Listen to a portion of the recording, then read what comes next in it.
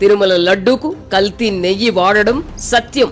ఈ తప్పుకు నాటి ముఖ్యమంత్రి జగన్మోహన్ రెడ్డి ప్రత్యక్షంగా కారకుడు కాకపోవచ్చు. అయితే తన హయాంలో ఆ దేవదేవుడికి అపచారం జరిగినందుకు పశ్చాత్తాపం చెంది సారీ చెప్పుకుంటే వివాదం అంతటితో ముగిసేది. ఎవరి హయాంలో కల్తీ జరిగింది? చంద్రబాబు నాయుడు గారు ముఖ్యమంత్రిగా ఉన్నప్పుడు ఏఆర్ డైరీ ద్వారా వచ్చినటువంటి 4 ట్యాంకర్లలో కల్తీ జరిగిందని చెప్పి వైష్ణవి డైరీ ద్వారా ఆ నెయ్యిని వాడారని చెప్పి సుప్రీంకోర్టు ఆధ్వర్యంలోని సిబిఐ స్పెషల్ ఇన్వెస్టిగేషన్ టీం చెప్పింది. అసలు మీరు తప్పులు చేస్తే జగన్ గారు క్షమాపణ చెప్పటం ఏంది? సిగ్గన్నా ఉందా? కడుపుకి అన్నం తిని రాస్తున్నావు, గడ్డి తిని రాస్తున్నారు ఈ వార్తలో.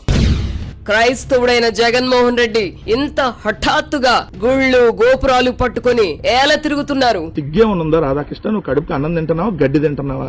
చిన్నప్పటి నుంచి ఆయన తల్లిదండ్రులతో కలిసి అనేక సార్లు గుడికెళ్లారు. ఆయన ఏ రోజు కూడా బూట్లు వేసుకుని మీలాగా గుళ్ళకి వెళ్ళా, బూట్లు వేసుకుని మీలాగా పూజలు చేయలా.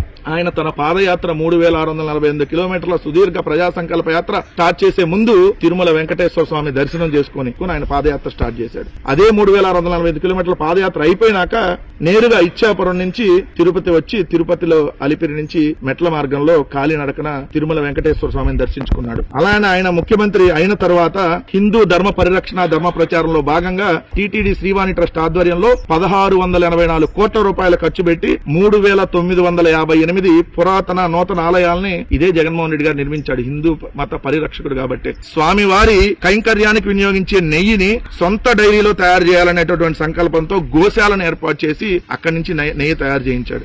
మీరు రాజశేఖర రెడ్డి గారు తీసుకుని వచ్చినటువంటి 746, 747 జీవోల్ని రద్దు చేస్తానన్నటువంటి దుర్మార్గులు మీరు. మీకు ఎక్కడుందా హిందూ మతం గురించి మాట్లాడటం? జగన్ గారు అంటే గుళ్ళకి ఎందుకు వెళ్తున్నాడంట, మన కడప ఎందుకు గుడికి వెళ్ళాడంట. జగన్ గారు గుడికి వెళ్ళినా ఏడిపే. జగన్ గారు పూజలు చేస్తే కూడా ఓర్చుకోలేకపోతున్నారు. ఏం బతుకులయ్యా మీలాగా బూట్లు వేసుకుని పూజలు చేయట్లేదు కదా, మీలాగా 1000 కాల మండపాలని ఏం కోల్చట్లేదు కదా, మీలాగా 42 గుళ్ళు ఏం కోల్చలేదు కదా. 42 గుళ్ళు కట్టాడు కదా జగన్మోహన్ రెడ్డి గారు. మీరు పడగొట్టినటువంటి గుళ్ళని జగన్మోహన్ రెడ్డి గారు కట్టించాడు. అది కదా హిందూ మతం గురించి, హిందూ మత పరిరక్షణకి ఆయన తీసుకున్నటువంటి చర్యలు.